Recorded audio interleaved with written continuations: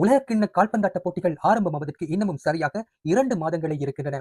இந்த முறை America, Canada, மெக்சிகோவிலே கூட்டாக நடைபெறுகின்ற இந்த போட்டிகளிலே மொத்தமாக 48 நாடுகள் பங்கேற்கின்றன.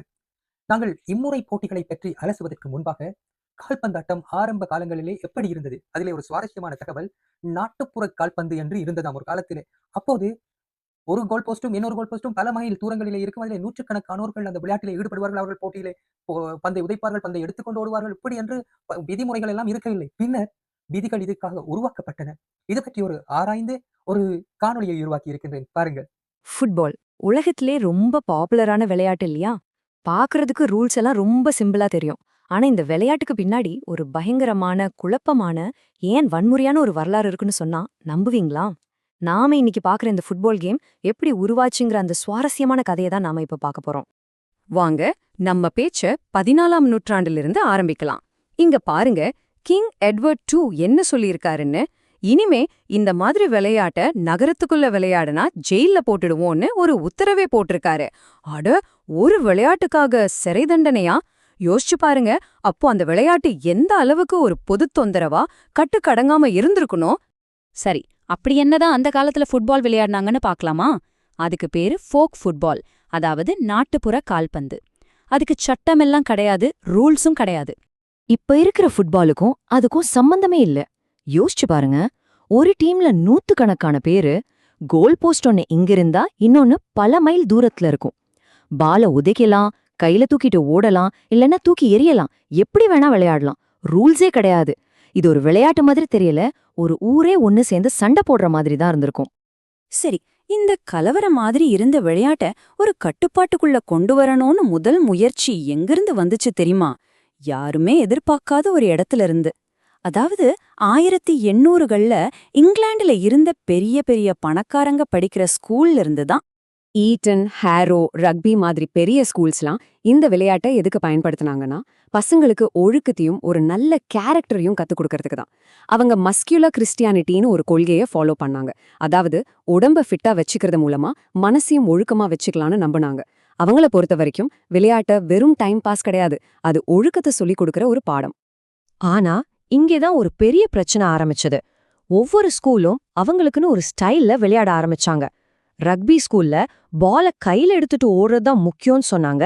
அதுதான் பின்னாடி ரக்பி யூனியன் ஆச்சு.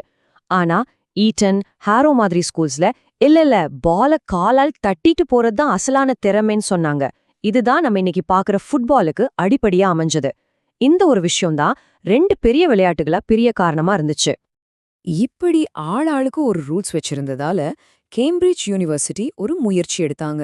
1848ல எல்லா ஸ்கூலுக்கும் பொதுவா சில ரூல்ஸை கொண்டு வந்தாங்க. இதுதான் கேம்பிரிட்ஜ் ரூல்ஸ். இதுல முக்கியமான ஒரு விதி என்னன்னா, பால கையில பிடிச்சிட்டு ஓடக்கூடாதுங்கிறது தான். இது முழுசா பிரச்சனையை தீர்க்கலனாலும் எல்லாருக்கும் ஒரு பொதுவான விதியை உருவாக்குன முதல் பெரிய ஸ்டெப் இதுதான். இப்போ இந்த ஸ்கூல்ஸ்லாம் ஒரு பக்கம் விதிகளை போட்டுட்டு இருக்க, இன்னொரு பக்கம் ஸ்கூல் சிஸ்டத்துக்கு வெளியில ஒரு முக்கியமான விஷயம் நடந்துச்சு. உலகின் முதல் ஃபுட்பால் கிளப் ஷெஃபீல்ட் எஃப்சி, அவங்க ஒரு புது வழியையே உருவாக்குனாங்க. அவங்க போட்ட ரூல்ஸ் ரொம்பவே முக்கியமானதா இருந்துச்சு. இந்த டைம்லைன பாருங்க, நவீன ஃபுட்பாலுக்கான பாதை எவ்ளோ படிப்படியா உருவாச்சுன்னு தெரியும். 1848ல கேம்பிரிட்ஜ் ரூல்ஸ் வருது. அப்புறம் 1857ல உலகத்தோட முதல் கிளப்பான ஷெஃபீல்ட் எஃப்சி உருவாகுது. அடுத்த வருஷமே அவங்க ஹாக்கிங், அதாவது அடுத்த வீரரை காலால் உதைக்கிறத தடை செஞ்சு அவங்க ரூல்ஸை கொண்டு வராங்க. கடைசியா 1863ல தான் இன்னைக்கு ஃபுட்பால் ஆட்டி படைக்கிற ஃபுட்பால் அசோசியேஷன், அதாவது FA உருவாகுது. இந்த ஒவ்வொரு ஸ்டெப்பும் ரொம்ப முக்கியம்.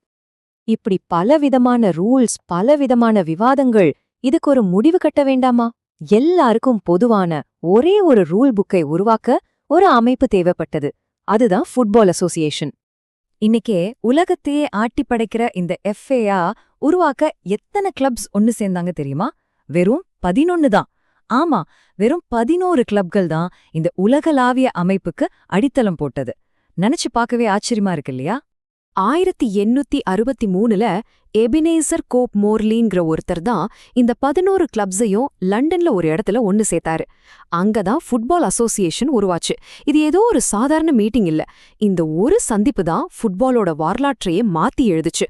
சொல்லப்போனா அந்த ரூம்ல இருந்தவங்க தான் ஃபுட்பாலோட தலையெழுத்தையே தீர்மானிச்சாங்க.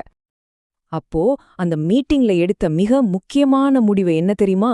இனிமே பால கையில தூக்கிட்டு ஓடவே கூடாது. இதுதான் ஃபைனல். இந்த ஒரு ரூல் தான் ஃபுட்பாலையும் ரக்பியையும் நிரந்தரமா பிரிச்சது. அன்னைக்கு தான் ஃபுட்பாலுக்குன்னு ஒரு தனி அடையாளம் கிடைச்சது. சரி, இப்போ ஒரு பொதுவான ரூல் புக் வந்தாச்சு. இதுக்கப்புறம் என்னாச்சு? இந்த ஒரே ஒரு விஷயம் ஃபுட்பாலோட வளர்ச்சிய எப்படி ராக்கெட் வேகத்துல மாத்துச்சுன்னு இப்ப பார்க்கலாம். ஒரு ரூல் வந்ததும் எல்லாம் ஒரு டோமினோ எஃபெக்ட் மாதிரி அடுத்தடுத்து நடக்க ஆரம்பிச்சிடுச்சு. முதல்ல 1863ல FA சட்டங்கள் வந்துச்சு. அதைத் தொடர்ந்து 1871ல முதல் FA கப் டோர்னமெண்ட். அப்புறம் 1885ல ஃபுட்பால் ஒரு ப்ரொஃபஷனல் விளையாட்டா அங்கீகரிக்கப்பட்டது. கடைசியா 1888ல ஃபுட்பால் லீக் உருவாகுது. பாத்தீங்களா, ஒரே ஒரு பொதுவான விதி வந்ததால முறையான போட்டிகள் வந்து அதிலிருந்து தொழில்முறை விளையாட்டு எவ்ளோ வேகமா வளர்ந்திருக்குன்னு.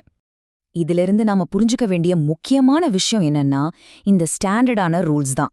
இதுதான் சாதாரண பொழுதுபோக்கா இருந்த ஃபுட்பால இன்னைக்கு நாம பாக்குற உலகளாவிய ப்ரொஃபஷனல் கேமா மாத்துனது. ஏன்னா எல்லாருக்கும் ஒரே ரூல்ஸ்னும் போது திறமை இருக்கிறவன் ஜெயிக்கலாம். அது ஒரு சாதாரண தொழிலாளி வீட்டு பையனா இருந்தாலும் சரி.